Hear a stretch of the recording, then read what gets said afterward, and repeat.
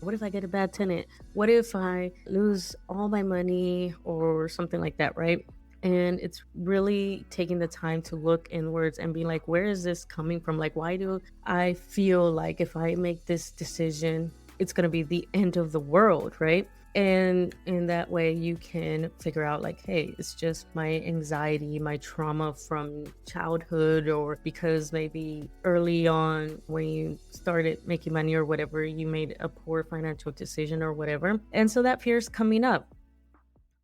Is it fear or is it intuition? Sometimes it's hard to tell the difference. Whether you are investing in stocks or investing in real estate, learning how to tell the difference between the two can help you have success throughout your financial journey, no matter what route you decide to take, whether it's investing again in stocks or real estate or starting your own business. And today I want to just share a clip from a podcast episode on my other podcast called Real Estate Cheeseman. So if you're interested in like real estate investing, you're a real estate investor or involved in real estate, you could go check that out. You could check out the full episode as well of this awesome guest that I had recently, where we talked about financial anxiety, dealing with that as a new real estate investor.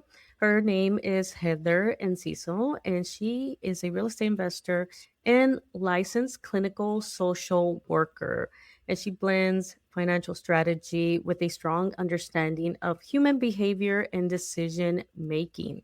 She is a queer Filipina, first gen American, and she is passionate about helping minority women in the LGBTQ community build financial stability and long term wealth. And what I really enjoyed about this episode was her unique perspective on investing, but also the mental health aspect of it. And so I want to play a small snippet from that podcast episode where she talks about understanding when it's fear versus intuition and how to navigate that.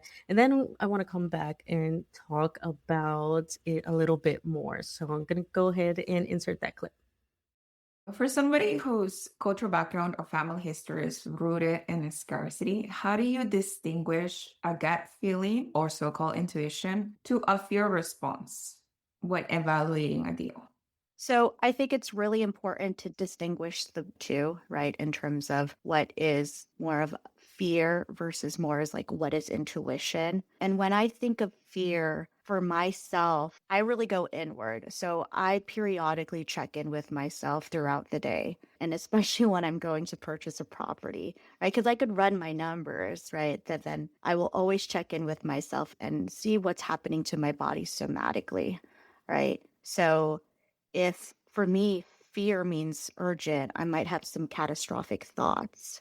I might hyperfixate. I might start to ruminate. Whereas my intuition, I feel more at ease and more grounded. So I highly recommend that people check in with themselves and do a self assessment, right? Like, okay, if you're feeling fear, examine the fears. Ask yourself, why am I fearful? What is scaring me? What's the worst possible case scenario? Am I over leveraged? Right? Like, okay, if I were to close this, how many months do I have in reserves? Oh shit, I have 1 month. Okay, maybe this is not the best deal, right? I mean, there are some people that just over leverage, and kudos to them. They could do that. I'm fiscally conservative. I'm very open that when it comes to purchasing a property, I do get anxious, and I'm not going to deny that, right? Like I own it. I take ownership of it. So I really like to check in with myself. And I encourage people when they're trying to assess if it's like a gut feeling, right, versus fear. Okay, look at your numbers, right? And then maybe even write down a few questions and then take some time to really write down your responses, right? Is my fear based in reality, right? Or is my fear based on maybe I'm catastrophizing? I'm magnifying a situation. Because sometimes people might say, oh no, I don't want to buy this. What if it burns? What if there's a hurricane? What if there's a flooding? Sure, there's natural disasters, right? I mean, California, we have Pick your poison. What natural disaster do you want? Unfortunately, we have fires and we have earthquakes, but the real estate is still booming, right? So I think really take the time to assess, okay, what are you feeling and what is this telling you about yourself and what is it telling you about your anxiety, your fears, your worries, and are they legitimate concerns? Because sometimes our brain can't distinguish what is actual danger versus perceived danger. So that's why when I'm working with my clients, I really encourage them to take time to pause and not engage out of impulsivity, right? Don't just quickly make a decision. Give yourself time to reflect and process. Now, I know not everyone's going to do that, but I personally encourage it. All right. So when I was listening to it, now I wasn't in this one, I wasn't feeling good. So my co host Lynn did the interview, but I was listening to it and I really loved her take on the fear versus intuition because as I talk to potential real estate investors or new real estate investors, that is something that a lot of them deal with is this fear of just jumping right in or they already have maybe their first investment property but then they're scared to take the next one or they get stuck in the deal analysis paralysis type deal or they just get stuck in research mode. And one of the things that I've been trying to understand is how can I help someone navigate that so that way they can take action. And so that's why I thought it was very important to bring that little clip over here to the Money Chisme podcast because again, whatever way you want to build wealth, whether it's building a business, investing in stocks or whatever, there's so many different ways that you can build wealth. No matter which route you take at some point or another, you're going to have that fear. And especially with first gen Latinas like myself or other first gen immigrants like Heather, we all come from a background where like our families because they migrated over here, they didn't know any of the economy or anything in regards to finances. So we had like limited understanding. Maybe we saw our parents struggle growing up and we saw money as kind of limited, very scarce. So then we grow up with a scarcity mindset or even the system itself, especially once we go to college. That's when I started understanding how the system is also difficult for minorities. And so all of that falls onto our shoulders, and we end up with financial anxiety and financial trauma. And I do want to give a shout out to this book that I'm reading, and it is Overcoming Financial Trauma and is by Rakim Sabri. He actually came on the Money Chisme podcast. I'll link his episode down below. And I need to get him back on here, but I haven't had a chance to reach out to him again.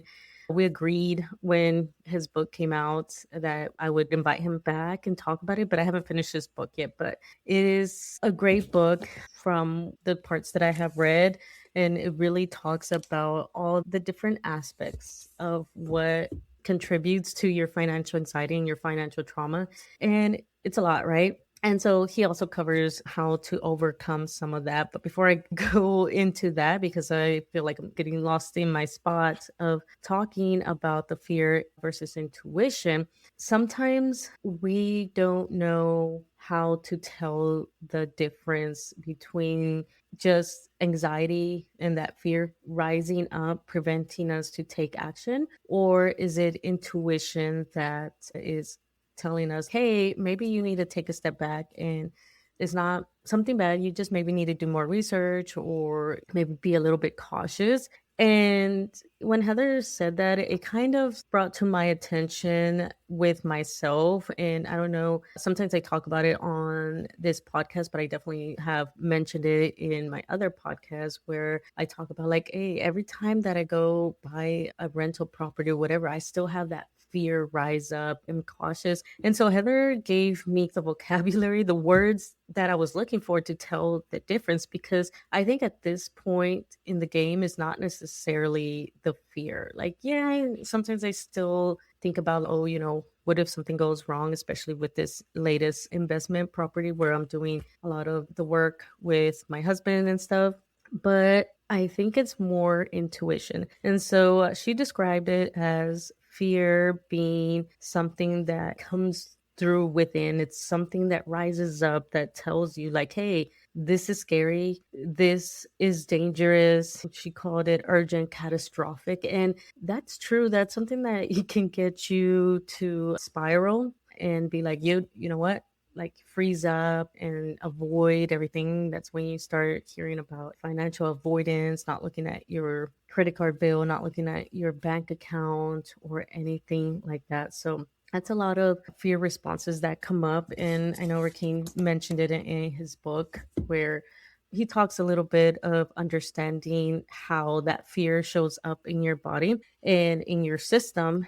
And Heather also went a little bit into it. So I'm going to try to get her on this podcast as well, because I would really like to kind of have more in depth conversation about her side of it, because I know that some of the things that I had to address in therapy, and maybe that's why I kind of got better at it. But I feel like throughout my experiences, I just had to learn to overcome a lot of this fear. And just with financial stability through the military, I think that gave me that boost, that confidence that, you know what, I can go out and do this. And so that's where she talks about the intuition side of it, where you get a little bit more ease and it comes from more of a grounded viewpoint when you are doing something. So let's say in this case, going to go buy a rental property. When you have unaddressed financial trauma and anxiety, it's going to immediately stop. You feel it in your bones. You get the shakes.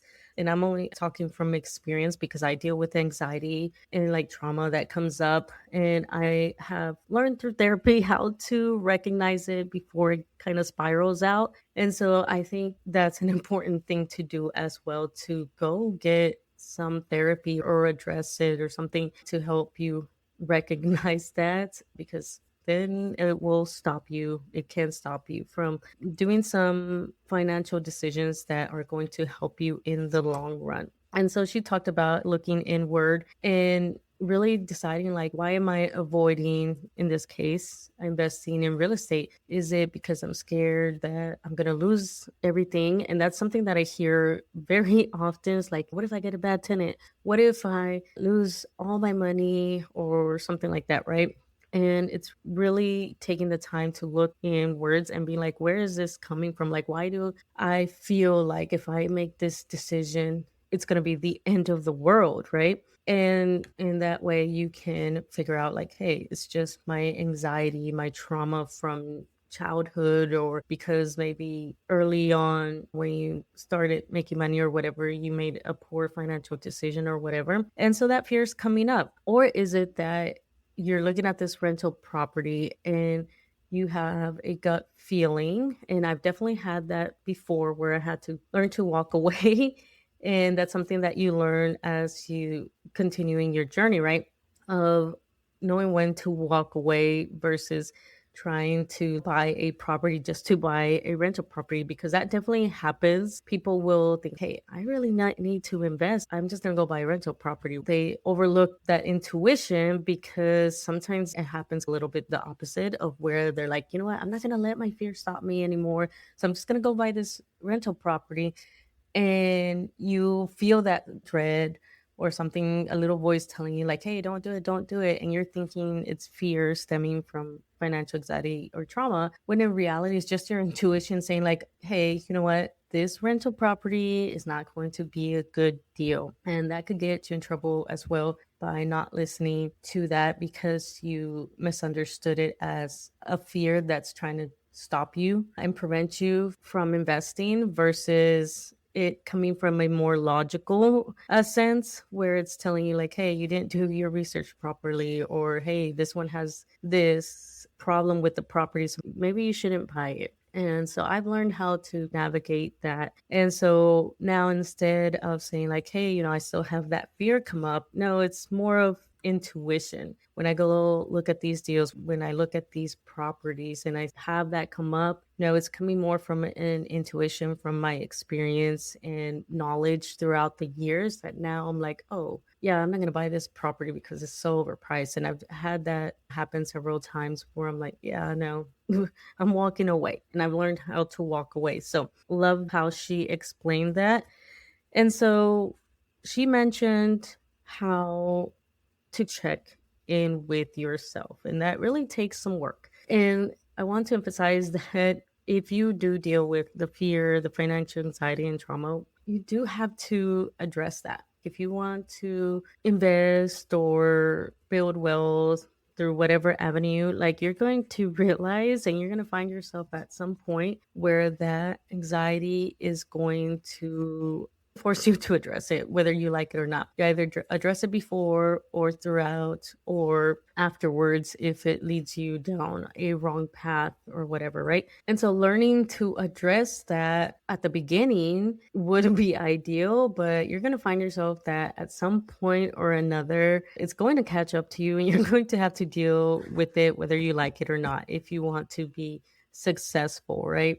And understanding the difference is definitely going to make things a little bit better when things that maybe don't go your way or you're doing something new, you have to look at yourself and really work through those feelings and being like, hey, is this just something new and that's why I'm hesitant about it? And I just maybe need to research a little bit more or whatever. Or am I feeling fear because of trauma, of my financial anxiety, and what is it that I can do to kind of navigate that, how to understand it so that way I can make an educated and sound financial decision. And so that's going to take work. And this book does have a section here where kind of he has the little wheel of overcoming financial trauma, and it's like exposure, education, and execution. So of course, you definitely want to educate yourself on how it affects you,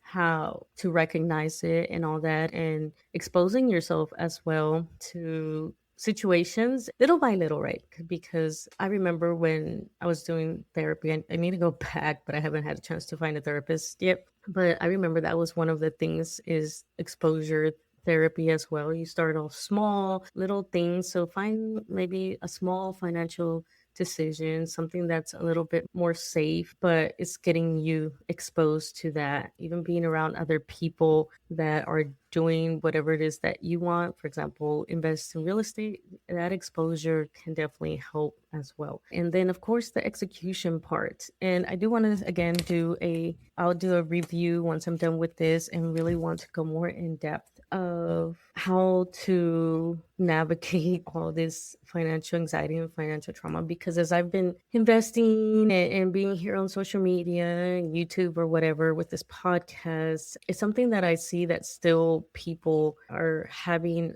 a hard time. And especially as me, as I'm trying to get more Latinas to invest in real estate, I have this obstacle with dealing with their anxiety and their fears. Hence why I've been reading and really talking to people so that way I can help them better and actually take that step from researching and just being in the background watching and reading whatever it may be to actually going out there and buying their first rental property. So yeah, it's definitely still very apparent. And with that, I just want to talk a little bit about some of the things that I've learned to do throughout my whole financial journey on how to take more risk and take more action. Not necessarily take more risk, but what I want to emphasize is the taking action part. And one of the things was understanding my personal risk tolerance. And that means taking time to figure out where you are financially.